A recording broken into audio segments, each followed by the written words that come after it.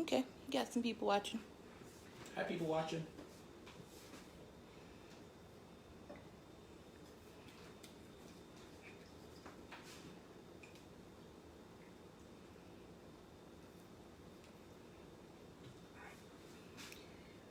All right. Y'all doing all right? Everybody good? If throughout here you need me to talk a little bit louder, let me know. At one point, we're gonna have our fan going, so I'm gonna try to. It sounds like I'm yelling, but I want to make sure y'all can hear me. All right. So, ready? All right. Some So, people. we are. Hey, everybody. Hope everyone's doing all right during this quarantine, of course. I hope you're being safe and whatnot. So I had an idea to do a steak class. When I was working at a place where we taught a lot of classes, steak was actually probably one of our most popular classes because so many people are intimidated when it comes to making steaks, and steaks are really probably one of the easiest things you can make. All right, so of course we got Father's Day coming up tomorrow.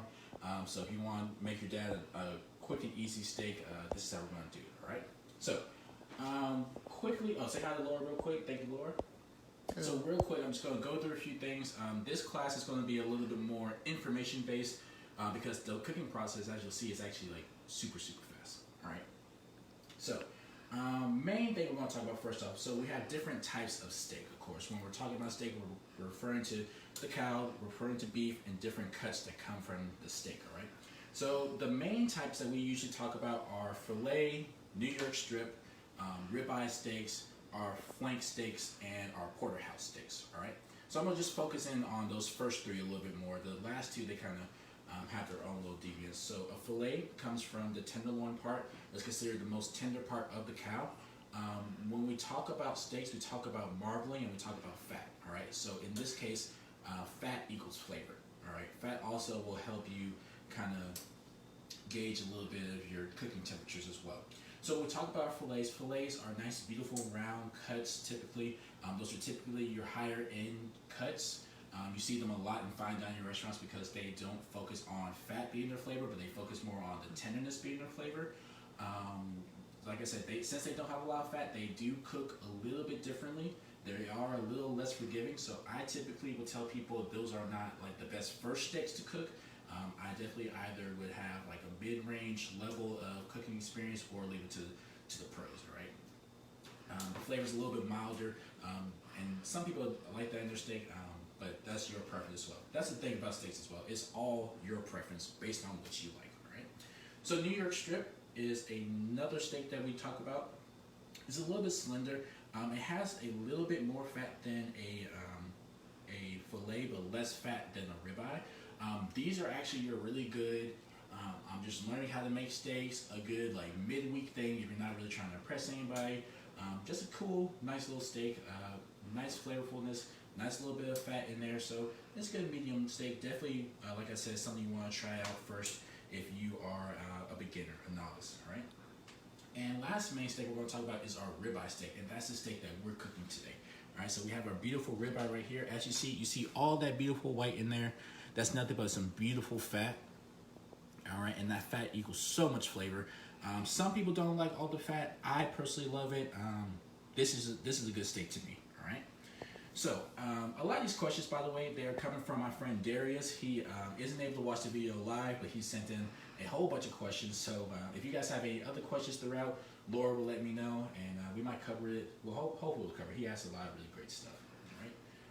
Next question we're going to talk about is the qualities of steaks. So you have your prime, which is of course your best that you can get in the U.S. Then you have choice, yes, and then after that you have select. All right, those are kind of ranges. So of course, the higher the quality, the more the price. All right. So a lot of people see like this steak right here is considered a CAB steak. So that is certified Angus beef. So where does that lie in the quality steak? So the thing about Angus steak, that's actually a brand name. That's a marketing tool, all right?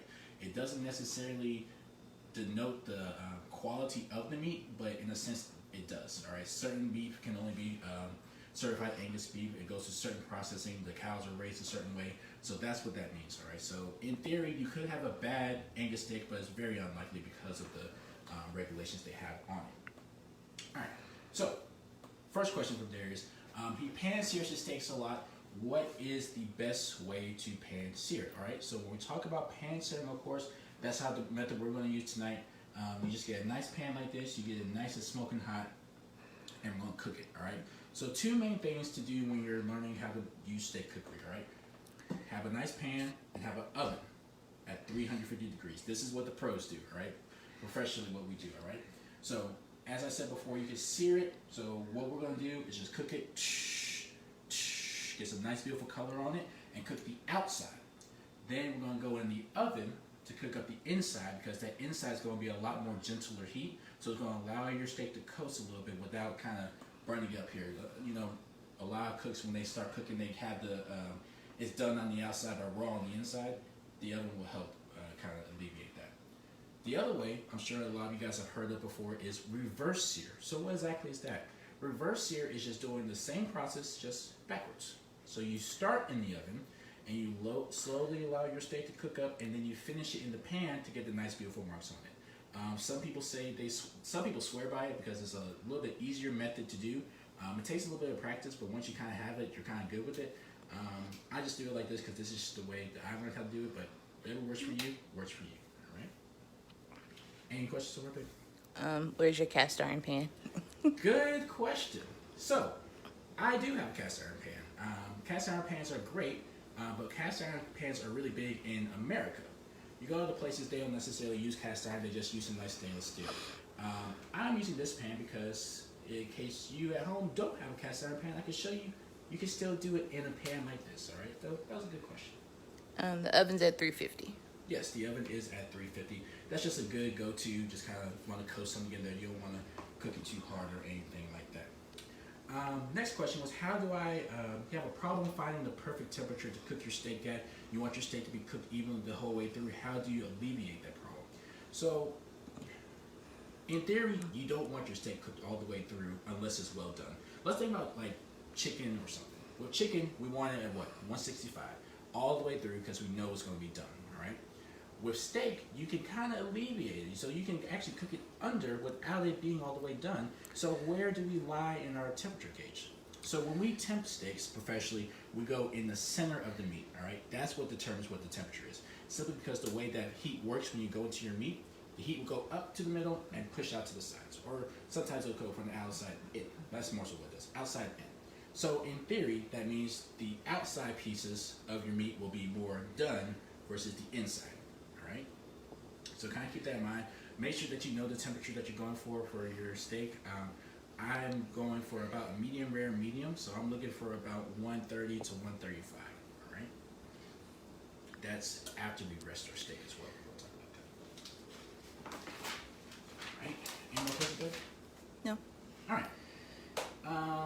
Next question. I like my steak a little bit rare, but his wife is currently pregnant. Congratulations, by the way. And needs their steak a little bit more well done. So how can I get a juicy, well done steak without it, with kind of pleasing everybody? Two ways you can do this. One, people do what is a technique called sous vide, which requires special equipment, a water bath, and it's cool if you have it. If you don't, I would go with the reverse sear, because with that gentler heat in the oven, you can bring it up to temperature, and if you just want that bite at the end, just hit in the pan real quick and get a nice sear on it, all right? Nice, hot, fast, quick kind of sear, right? He heard that if you marinate your steak in salt, you shouldn't do that. What is the best way to marinate? So that's true. So when we do a technique called brining, or typically we brine stuff like turkeys or pork or something like that. Brining has a bunch of salt in it, and when you put that salt in there, it starts to break down the walls in your meat. You don't really want that with steak, because you start to break down the walls of steak. That's how you get a chewier steak, and you don't want that. And you'll also end up with a probably over-seasoned steak, because you won't be able to really wash off that stuff. In the example of a ribeye like this. Now, when I do like a flank steak, which is a much thinner steak, which I know I'm going to cook really quick, but can hold a lot of flavor, because the way that that's built up is a little bit different, I will marinate that in like a different marinade of like oils and stuff, but not a whole lot of salt. I like to probably do my salt at the end. All right. Best thing to season a steak. So with me, typically coming up in a professional background, I just do a simple salt and pepper. Boom, boom, quick and easy. Let the steak do the talking. But if you do want to add a little bit more seasoning to it, I'm not a big fan of spice blends. However, there is a spice blend that I really particularly like, and that is our all seasoning right here. So I'm going to use the all seasoning, the spicy garlic that's made by one of my frat brothers. I know somebody's in there. Tag him real quick if he's not in there himself. That's our spicy garlic. I'm going to use a little bit of that tonight. And he actually got a really dope special going on right now. So he has a whole bunch of different seasonings going on. Like I said, I'm not a huge seasonings mixed person, but I love these. These are the exception to the rule. And I've known this for years. I don't like it. So he has his all seasoning, which is a great blend. It has a little bit, I ain't going to tell what you got in there. But Someone said, what kind of salt do you like to use? kosher. But I'll explain that in a second. So all seasoning, spicy garlic. He has a jerk seasoning, a curry season, and a summer sweet love that just came out. She's doing a really dope Juneteenth special right now. So you get 4 spices. I forgot how much it is right now, bro, but it's a pretty great deal. I'll definitely check it out. So all seasonings, probably tagged down there right now as well. So with that, I'm gonna go ahead and turn on my stove. And the question of salt. What kind of salt do I use? I always use kosher. That's like what we use in restaurants. That's just our easy go-to all-purpose salt because it's flaky. It's kind of big. So I kind of use this thing. Well, Laura likes using this thing because as you can kind of see, I don't know if you can tell, but those grains are a little bit big. And for some, it can be a little too much, especially if you're just learning how to use it, so you can over-season your food a lot. But we use that to kind of grind it down just a little bit more.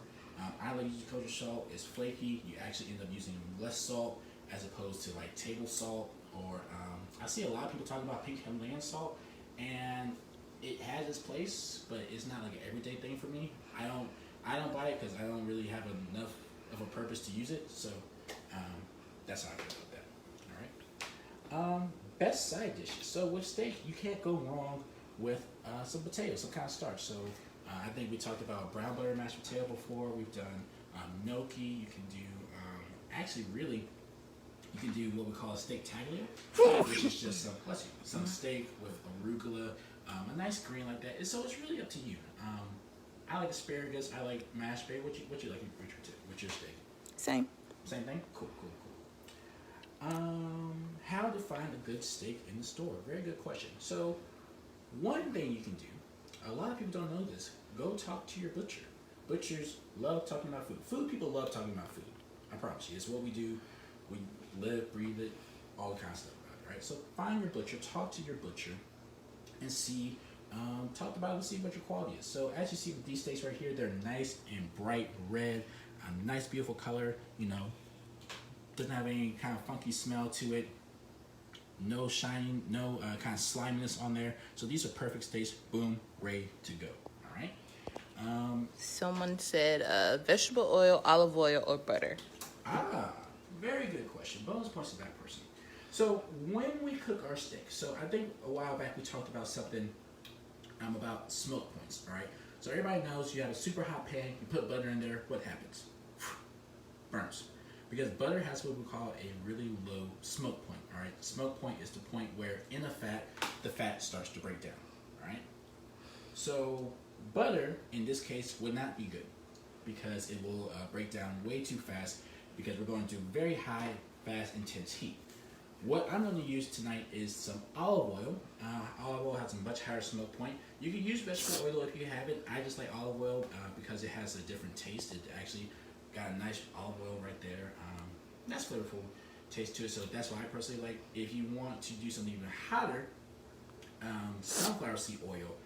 They have that blended somewhere out there. Sunflower seed oil is super great. If you do like a lot of frying, sunflower seed oil is going to be really good for that. All right. Any more questions out there, Ray? Your mom says hi. Hi, Mom. Oh, hey, Mom. So, next question, as our pan starts to warm up a little bit more, is it true that a bone-in steak is juicier? So, to answer this is yes and no. So think about it. If I have a bone in my steak, right, it takes longer for the steak to cook. So if I'm looking in comparison, so a steak that is no bone versus a steak that has a bone, and I cook them the same amount of time, in theory, the steak with the bone will be less cooked than the steak without a bone. So in theory, yes, it's juicier. That's not really what I go for when I look for a bone-in steak. I go for the flavor because having that bone in there will definitely give you a lot more flavor. All right. Something that people do that I hate when it comes to steaks. So I don't really like when people do the steak sauce. I know everybody has their personal preference. You have your nostalgia attached to it. But to me, really, a good steak shouldn't have any sauce. We're actually going to make a pan sauce, which is a lot better than some other sauces that you've seen. When you overcook it for no reason, more so, you just do well done because that's what mom did. That's cool, but unless you have to do well done, it's one of those know better, do better things. And then when you test your steak, this used to kill me all the time in restaurants. We would cook a beautiful steak and somebody would order it like medium well, or they would cook it. They would order it one way, and when they go to test it, they cut at the edge. And like I said before, when we go to our edges, those temperatures are going to be higher. So of course, if you cut into your steak at the edge, it's not going to be the same temperature as in the middle. So they would send back a steak when they cut it here, which would just annoy us. But that's how that goes. And I think that's it. You didn't talk about your resting. Oh, yes. So after we cook up our steak, that's the big key thing when we have our steak. You gotta let it rest, all right? All those juices in there are still flowing around after being cooked, and you cut your steak right off the grill or right off the pan. Guess what? All those juices will end up on your cutting board, which you do not want. Let it rest. It needs time, all right? It goes through a lot. It needs a little bit of time to just hang out for a little bit. How long should it rest? So I go for typically about maybe 5 minutes, 5-10 minutes. Some people I've heard say you rest it for as long as you cook it. If that's a good methodology for you, that works out for you. It's really a lot of trial and error, more or less. So you're gonna have to kind of figure that one out yourself. But if you want a good start, do a minute for every, for as long as you cooked it. All right. So here we go. You ready? All right. So another question that Darius asked was, when do you season your steak? So as I mentioned with my flank steak, if I wanted to do like a fajita night or something like that, I marinate it like overnight as much as I can. But when it comes to just seasoning salt and pepper, like boom, boom, boom, same idea as in the restaurant. We do it right before we go in the pan, all right? So what we're gonna do, nice salt and pepper right on top. Be generous with the salt and pepper because steak has no seasoning, all right? We're pulling out all those great flavors in your steak as well as seasoning. That's that pepper right on top. Boom. All right. We're gonna get loud for a second. All right. Here we go. In goes our olive oil.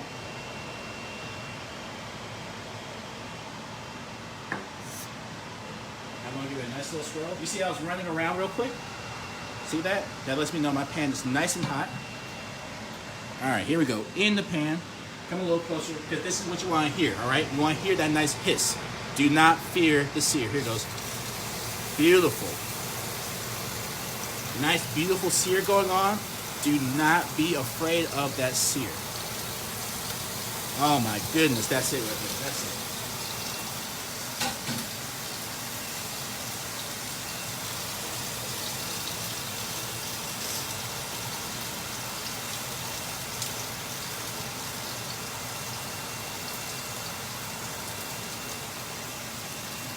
Oh wow, look at that.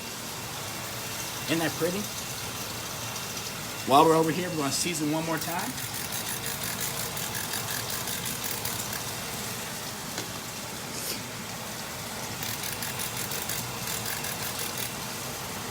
Now, remember, we're going hot and fast, all right? So we're going to crank up our heat a little bit.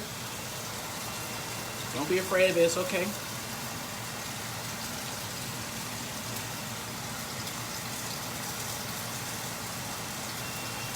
You got any more questions, babe? Dr. Jinrai. All right. He has something.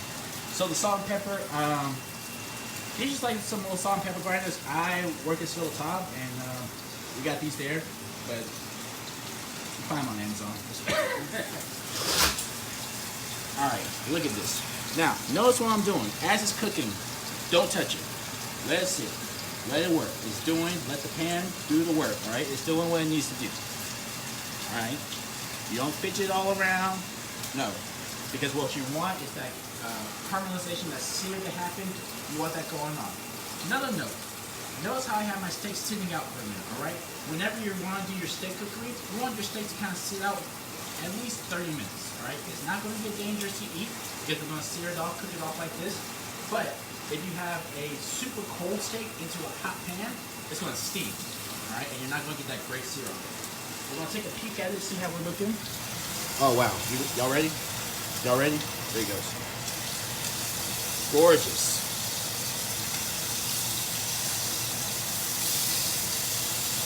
Perfect. Right what I'm looking for. Look how beautiful that is. Look at that. Now you see a lot of chef people, they'll kind of poke around their steaks. So what are we looking for, alright? If you're at home, do this with me real quick. Do like a little okay sign. You're going to touch right there on your thumb. Right there, that's rare, medium rare, medium, well done. Alright? Rare, medium, well done. Alright? This isn't Bible, but this is a good go-to if you don't have a food thermometer. Alright?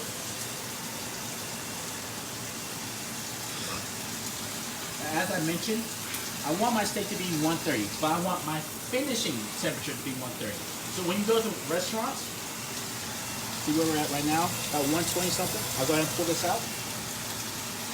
When we are at restaurants, we pull out our steaks sooner than we think. So you order it medium rare, we're going to pull the steak at rare because we need it to rest. Now, as I said before, we're going to let this finish up in the oven.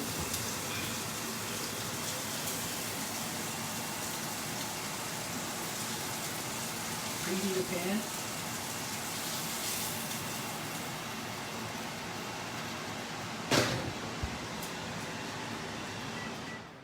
And I'm really going to let that rest in there for like 2 minutes just to finish up that last little bit of cooking. That's definitely more so if you want your steak a little bit more medium or medium well side, right? So, we got this pan sitting here, right? And we need to make our pan sauce. So, while this oil and stuff is cool and all, I don't need quite as much. So, take a little bit of this.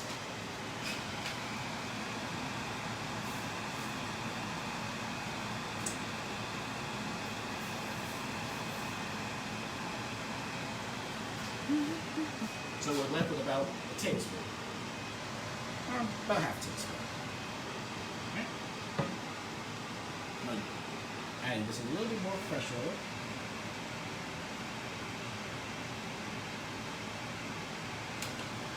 On about medium heat.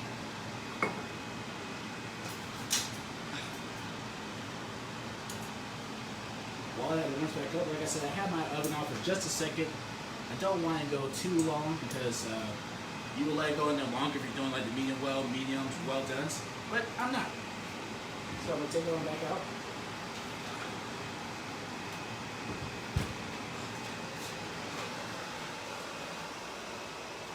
I'm going to let it rest. If you want to, you can take a little bit of foil.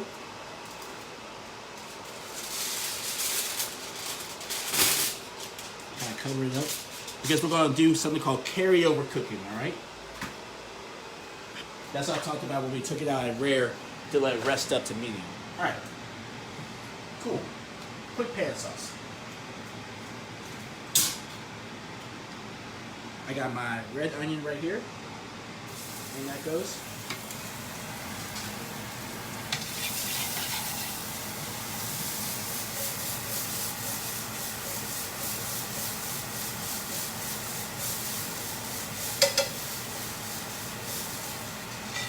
Get a nice beautiful color on there.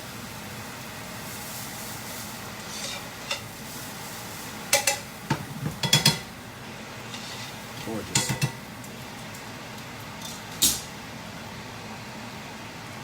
We got some dried thyme right here. If you got fresh thyme, that's great as well. And that goes. I got some rosemary right here.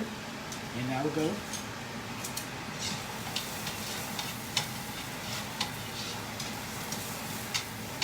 Got some garlic I did mine in slices because I kind of like my garlic a little bit bigger. But if you want to mince it, that's fine as well. But notice when I'm putting it in. I'm putting it in just about last because I don't want it to burn. Cool. Got that going. Now the piece de resistance, your red wine. In we go.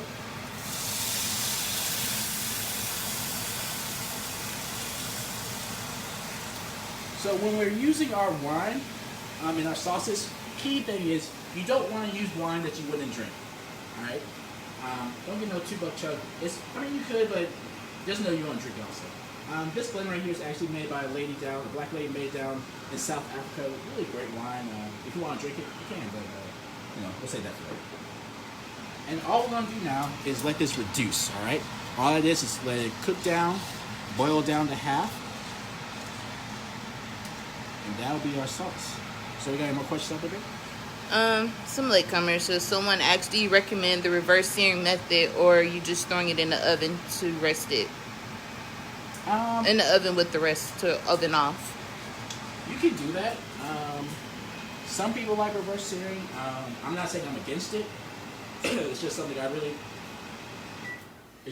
really do a lot of. But yeah, I recommend it. You can do it. Yeah. And then someone asks, do you prefer making steaks in cast iron? Does it make it better? I do prefer it, but I mean it's not like make or break difference.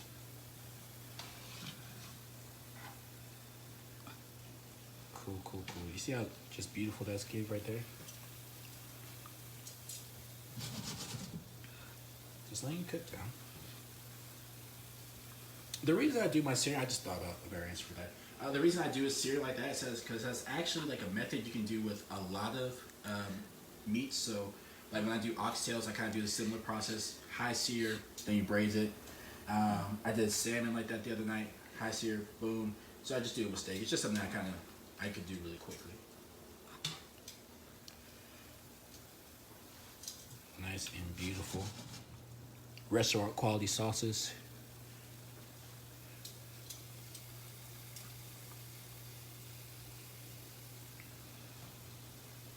Beautiful. Gonna let that go for just a second more. It smells great. It smells so fresh. You smell the wine, you smell the garlic, the thyme. All the herbs are like filling the kitchen up right now. Yeah.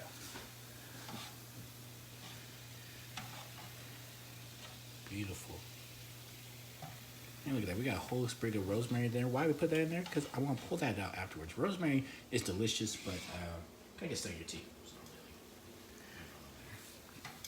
All right, look at this. So beautiful. Oh, wow. So what are you waiting for? I'm waiting for it to cook down, so reduce by half. So we started it up here, and now it's kind of getting to that point right there. Look how those bubbles are. You see, the more bubbles that we gain, that means the less air that's in there, so more water is being evaporated off. So I'm evaporating off the alcohol, yes, and some of that liquid because I want the essence in there. I want the flavors that are built up in that wine to come on out. By the way, that's really good wine, so this wine sauce is going to be outstanding as well. This is done on medium heat, high heat. Controllable heat. That's a better answer. So we're on a mid-high heat, but I can kind of crank it up a little bit more since I'm standing over it. If you step away, which you shouldn't do, I would go on medium, but for the sake of this, I kind of crank it up a little bit. All right. Oh, wow, look at that. See how we have our sauces now? We still have a nice little bit of liquid in there, but we have, look at all those red onion, the garlic, how it's kind of just soaked up in there. Gorgeous. All right. Out comes the rosemary. It's done its job. Off the heat goes.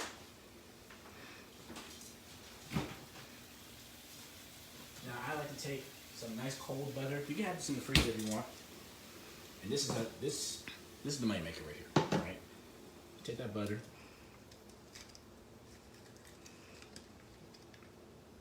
You just put that butter right on in there.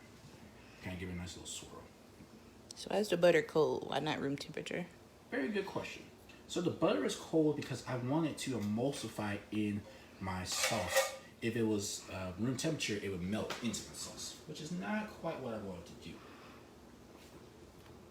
You'll kind of see it starting to come together in just a second. Let me switch out this. keep on swirling.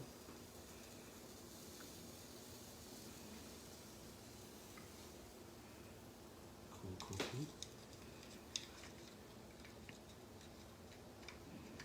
So in essence, you don't want it to melt too fast. You want it to slowly. Exactly. I don't want it to melt too fast. So do you have to swirl the pan, or I can just use like a spoon? You can use the spoon. I just like doing this because it's a good workout. Wrist game. That's the way. You see how it's starting to come together? Let me get a spoon. I can show it a little bit better.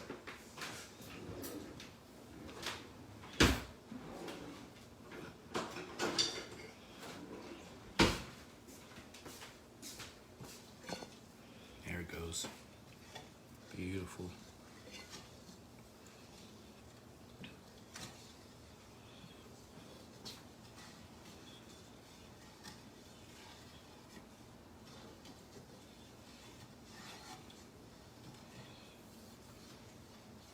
See us starting to kind of thicken back up. Notice we're off the heat, all right? The sauce is hot enough already. We just want to slowly melt in that butter. Last little bit right on in there. So this is me and Laura's dinner. We're gonna warm up some mashed potatoes we had from the other night and call it a day. So y'all can make whatever sides you want. Really, you could just take some potatoes and just like plop it right below, make a nice little bed out of it.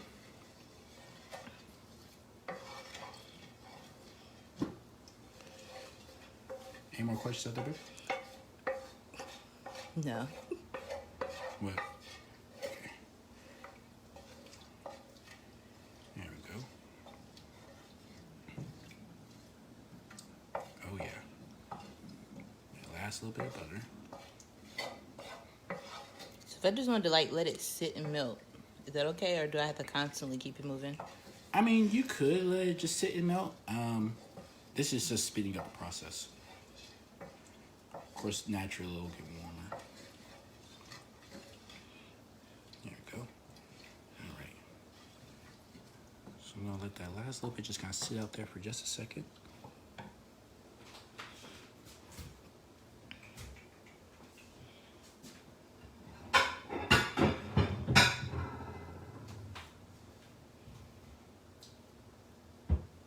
So I got my plate over here.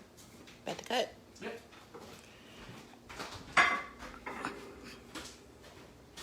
I think I saw Holly in there. Hey, Holly. She says she misses seeing you cook. Oh. Well, that's kind of what I do now. So, Holly has probably seen this plate presentation a million times before. All right. So let's cut. See how those juices are kind of hanging out right here? They're running right here because they're just kind of sitting, but they're not running out because I haven't cut into it yet, all right? So, let's see. Now, one other thing. You see how those lines are kind of coming this way? That's our grain. We want to cut against that so we have a nice, better cooked steak. Oh, boy. Oh, boy. Cut around the fat. I'm doing it on the angle strictly for presentation purposes, but look at that. Look at that. That's a pretty steak. That's good for you, babe? Mm-hmm. All right. Oh, man. Beautiful. Just cut off that fat. I'm gonna eat that fat later on, y'all. I ain't gonna lie to you. I like the fat. Cool. So just take these pieces right here. If you had like a nice little salad, you could put that on there. I'm just gonna kind of put those on there. And a little rustic, artistic kind of plate presentation.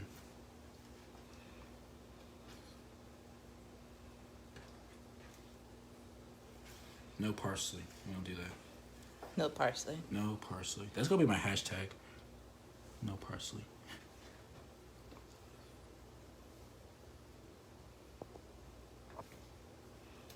I know my friend Kiana's in here, but she would say no mint leaf.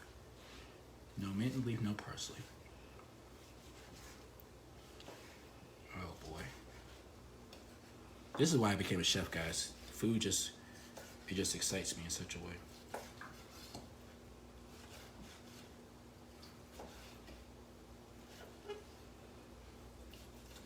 Cutting this is also a lot easier when you have a nice, beautiful knife.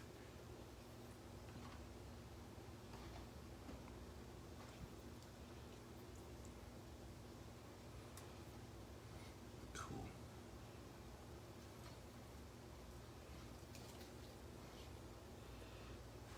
All right. And each pan sauce. Mm-hmm.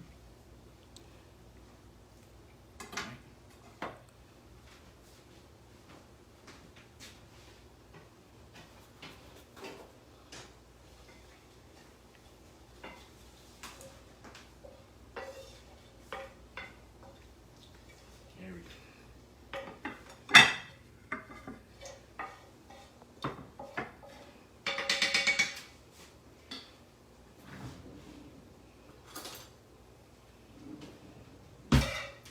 You just take that pan sauce, it goes right on top like that.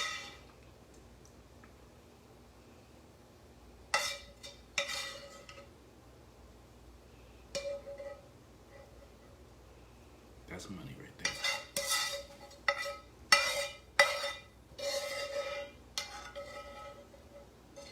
There we go.